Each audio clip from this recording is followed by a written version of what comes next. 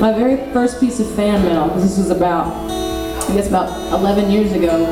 I was living in Austin. I'd gone to school there, and I kind of got my music career started in Austin afterwards. And I had a P.O. box set up, and people could send a check or a money order, and I would send them back a CD. So I get my very first letter from a guy out in Nacogdoches, Texas, by the name of Brent Rollins. And he stuck a $20 bill in this letter and said, "We love your music out here in Nacogdoches, you keep rocking."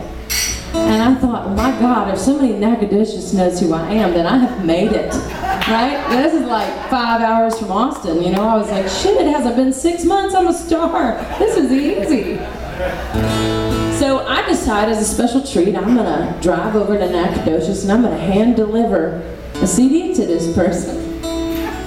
You know, my mom loves when I tell this story because she wonders what other crazy shit I did on the road over the years.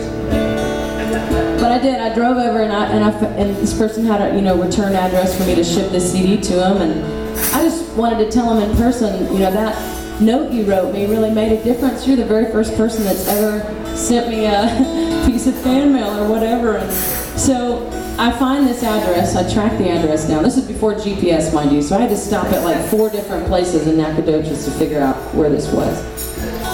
But I eventually get there, and it's this little old gas station on the north side of town. Not a house, thank God, they probably would have shot me.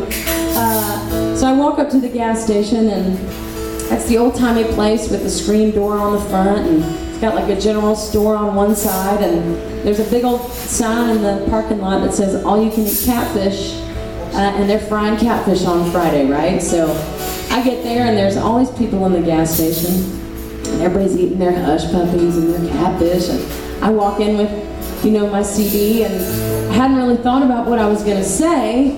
I just knew that he was going to be so excited to see me, I would just let him dictate how the rest of this meeting went.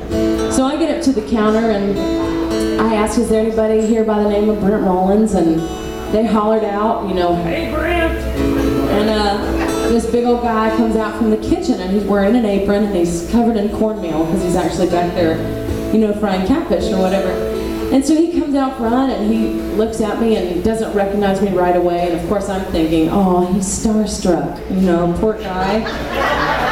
So I kind of pull my shoulders back and I say, "Hey Brent, I'm Bonnie Bishop. I just drove from Austin to bring you this CD." And this guy just looks totally terrified, actually. He kind of is backing away from the counter, thinking probably, well, this stalker just drove all the way from Austin, right? And I say, "You want me to sign it for you?"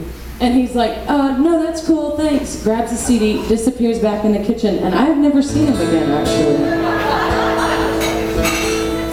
But a few years later, I got a note from Brent's wife, actually.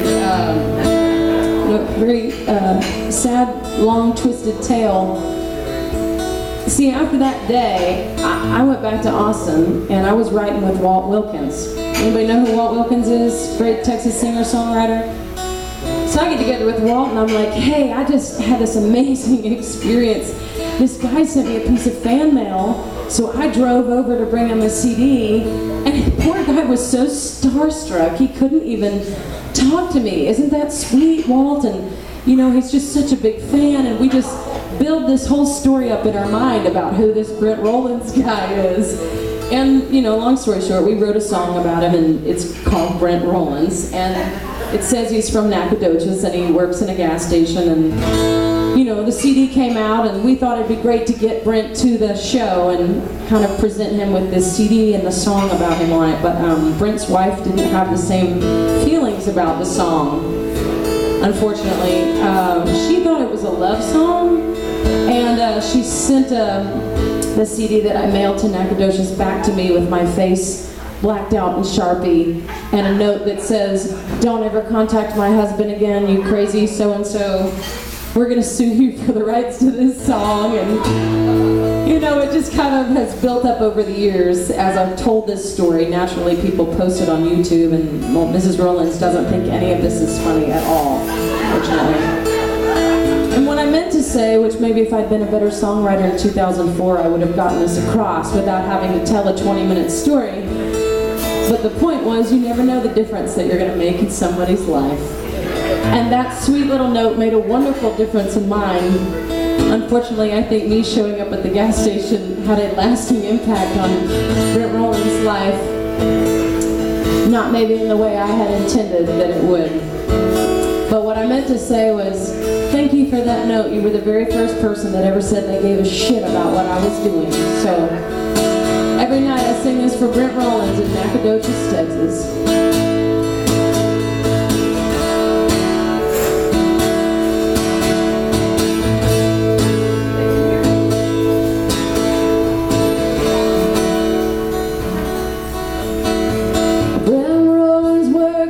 Gas station out on Highway North in Nacogdoches.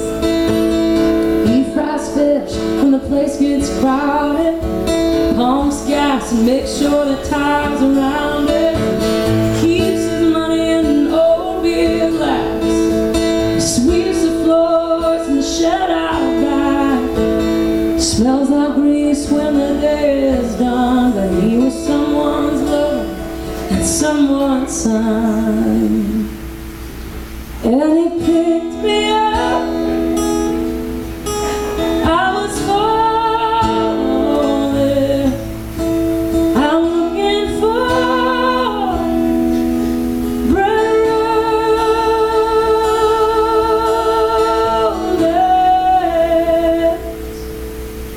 I've been sitting there all morning, my bills piling up, and it's hard. Keep your smile when your best just ain't good enough. There's no pearls lying around, but he takes his hard-earned money, boy, and he sends it down to me. And I'm just wondering if that's familiar to you. Yeah, something simple, but it's something true. $20, well, it ain't much to some, but it was more than a miracle, and God, I needed one.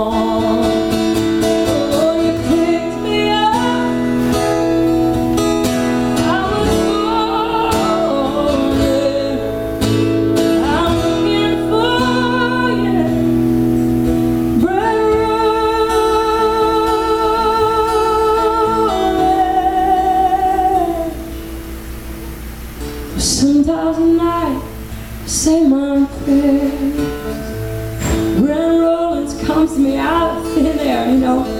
I just always wondered what he was doing working in that gas station, you know. I think about taking my money down to Honduras and go fishing or something, but that's just me, and maybe he's fine, lying in some very, very pretty girl's arms tonight. I hope you will when the day is done. I hope that you're someone's lover and someone's son. 'Cause you pick